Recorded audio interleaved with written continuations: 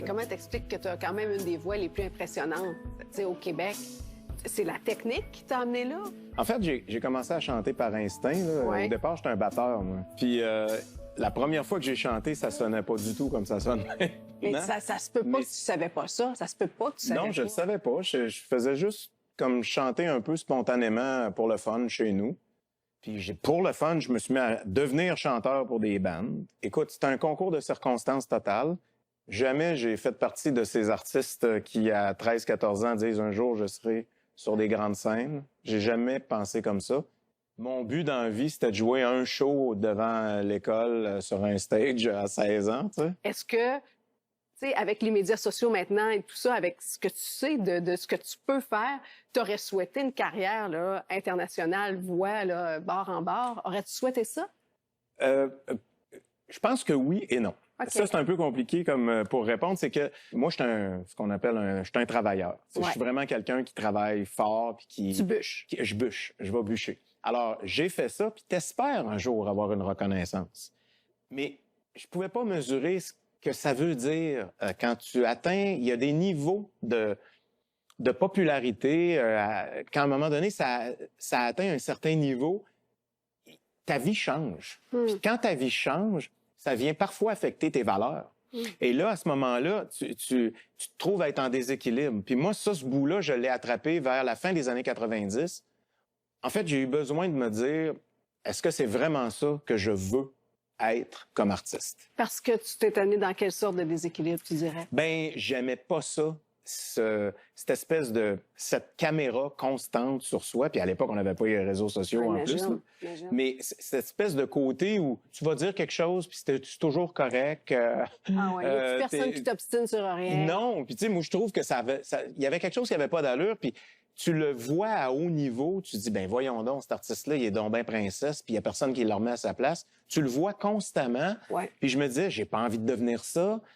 Tu peux te faire prendre par la machine toi-même. Je me disais, bon, c'est pas vraiment cet univers-là dans lequel j'ai envie de graviter.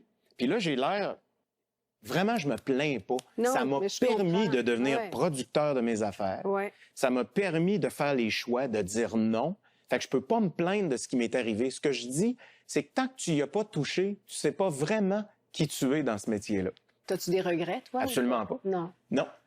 Puis je dirais qu'aujourd'hui, je me sens mieux dans mon métier, en général. Ça arrivait dans le temps que j'arrivais sur un plateau où j'avais la gueule puis ça me tentait pas parce que c'était trop, j'étais fatigué, j'avais la voix tout le temps fatiguée. Je pense que j'ai comme trouvé un meilleur équilibre. Bref, ça a été un choix difficile puis en même temps un choix que je regretterai jamais. Je comprends. Puis est-ce que avec, tu dis la caméra était toujours là, on est exposé aux médias sociaux.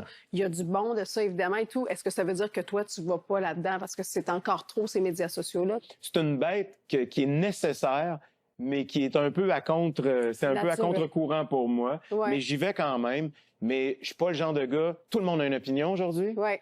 Je suis pas le genre de gars, mais j'en ai des opinions, là. J'en ai plein. Ouais. Mais pour moi, c'est pas les plateformes pour le faire. Ça devient trop... Je veux dire, c'est un peu le Far West, là, les réseaux sociaux. Donc, faut vivre avec. Faut savoir comment les gérer. Moi, ce que j'ai trouvé, c'est... Je suis un gars discret de nature, donc je suis discret sur les réseaux, mais je vais dire aux gens ce qui se passe pour moi. C'est pour ça que je me trouve plate sur les réseaux. Je trouve ça plate, ce que moi, je fais. Mais encore une fois, je suis en adéquation avec ce que je suis. D'ailleurs, tu dis, quand on te demande quel est le mot qu'on devrait utiliser un peu plus, tu es encore en accord avec ce que tu dis c'est modération. Modération. C'est le mot que je voudrais. Oui, parce que je venais d'écrire un texte sur les dérives du net. Un texte de chanson? De chansons, parce que je suis en train d'écrire des chansons. Okay. Ça, c'est une autre affaire. Je tente de réaliser, d'arranger, de tout faire seul comme un projet. Ça sera peut-être pas le meilleur album que je vais faire ou le meilleur EP, mais je vais l'avoir fait seul. J'ai travaillé avec des grands auteurs, des grands compositeurs. J'ai toujours écrit. Mais ce qui s'est passé sur mon parcours, j'ai l'impression que j'ai eu un complexe. Ça a pris du temps à me défaire tranquillement. J'étais complexé quand j'allais devant un orchestre symphonique. J'étais complexé en face de musiciens excellents, puis moi, je suis même pas capable de lire une note. Mais avec les années, j'ai comme appris à... C'est comme si mon instinct que j'avais, musical, me montrait que j'ai ma place, que c'est correct. Pourquoi l'instinct vaudrait moins? Peut-être. Sauf que ça m'a donné un complexe pendant des années. Et je me libère de ça. Ça a pris quasiment, tu sais, j'ai 58, là, ça a pris du temps avant que je sois capable même d'en parler librement, comme ça, de dire que j'étais complexé. Le monde ne me croyait pas. Et je me suis lancé ce défi-là, d'écrire entièrement un EP ou un album, je ne sais pas ce que ça va être encore, presque entièrement en tout cas, seul. Wow! T'es bon d'être capable de le faire. Le livre avec lequel tu nous arrives aujourd'hui, écoute, je t'attendais pas là, mais pas là. Tu m'as tellement surpris avec cette suggestion de livre-là qu'il y a quelque chose d'universel dans peu importe qui le lira. Fais juste me le mettre en contexte. Ben en fait, c'est mon ex-femme. Oui. On est séparés maintenant, mais on est les meilleurs amis jusqu'à la fin des temps, jusqu'à la fin des jours. Donc, on se parle tout le temps. Puis, à un moment donné, elle dit « Hey, je viens de lire quelque chose. » Elle dit « Je pense, avec la sensibilité que toi, ça va te parler. » Fait qu'elle m'a proposé ce livre-là de Julie Bossman, qui est une journaliste, en fait, et qui a interrogé plusieurs femmes de la vingtaine jusqu'à des dames 80 et plus, et qui sont seules. Oui. Célibataires ou qui ont perdu leur amoureux ou amoureuse ou peu importe. Monoparental par choix ou non. Ouais. Par choix ou non. Voilà, les circonstances de la vie. Ouais. Et je trouve que elle a une plume formidable parce qu'à chaque nouvelle, c'est des petites nouvelles de 3-4 pages, puis à chaque nouvelle, j'avais l'impression que je voyais cette femme-là. Tellement c'est quand même, c'est très poétique, mais très différent d'une à l'autre. Oui. Oui. Et je trouvais le livre formidable pour vous le présenter. Oui, puis pour soi-même aussi se demander est-ce que je suis capable de vivre seule ou pas et pour quelle raison je vivrais pas seule. Ou... Tout ça, toi, es-tu capable de vivre seule? Je suis capable de vivre seule. J'ai besoin d'être seule, mais j'ai juste assez d'interaction avec tous ceux que j'aime. Une nouvelle copine, une blonde que j'ai, tout. C'est comme, j'ai juste assez ce qu'il faut pour... je pense que ça garde un bel équilibre. Mais les gens qui sont complètement seuls, j'en ai autour de moi. J'en ai. Ça aussi, d'ailleurs, c'est une chanson que j'ai écrite sur l'amour pour toujours. Moi, c'est un thème qui me fascine depuis que je suis jeune. Là, aimer pour la vie, tu veux dire? Moi, je suis capable d'aimer pour la vie, je le sais. Rester pour la vie, je le sais pas. C'est pas évident tout le temps. Tu es d'accord avec ça? En fait, tu n'es pas obligé d'être en couple tout le temps, tu continues d'aimer, en fait. Moi, je suis en accord parfait avec ça. Au moins, il y en a un. Moi, j'ai des muses, puis je vais les aimer toute ma vie. J'ai des muses. Qu'est-ce que c'est beau, ça? Oui. Man, on écrit une toune. Mais sont super importantes. On écrit une toune, man. Les muses de notre vie. Oui. Et la chanson que tu as choisie, en fait, tu as chanté plein d'auteurs, tu l'as dit, et tu dis « Je revisite M ».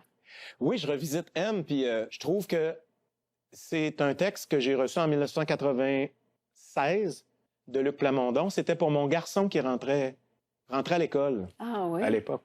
Ah oui. Et là, le texte avait tout ce sens-là, très universel, encore une fois, mais profond, d'un père à son fils. Mais là, mon gars, il a 30 ans aujourd'hui. Dans ma tête, ce texte-là change et devient de plus en plus... on a parlé des réseaux sociaux tantôt, de la haine, du fiel. Pour moi, ça fait un sens de chanter plus que jamais cette chanson-là aujourd'hui et de la rendre encore plus à un sens beaucoup plus large que juste un père qui parlait à son fils à l'époque. Dors, toi qui ne sais pas encore tout ce qui t'attend dehors, quand la vie te jettera dans la gueule du loup, et quand tu reviens de l'école en me posant des cols sur la vie ou tout autre sujet tabou, moi je te dis c'est la seule vraie raison de vivre, le plus dur des chemins à suivre, ça ne s'apprend pas dans les livres, c'est la loi de la Bible, le rêve encore possible d'un univers où tous les hommes seraient des frères.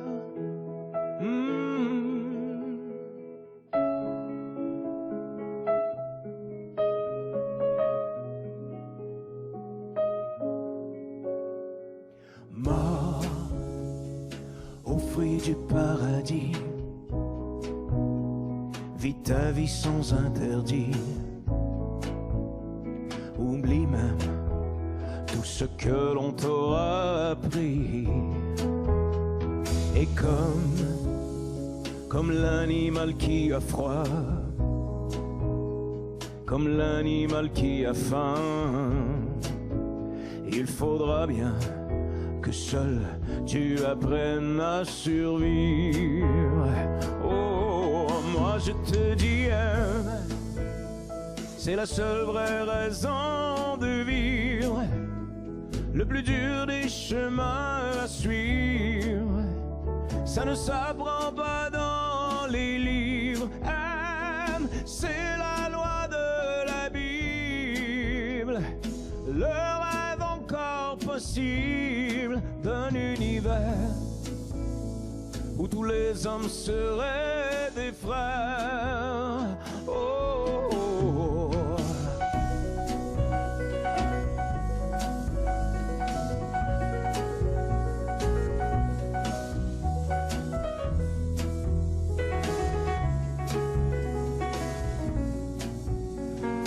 Faisons ta règle d'or contre la loi du plus fort, et quoi qu'il advienne, je voudrais que tu te souviennes que je te dis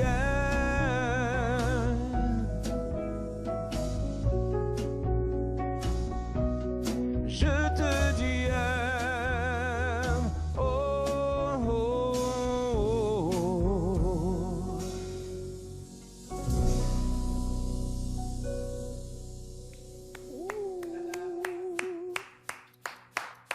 Très cool. Merci, guys.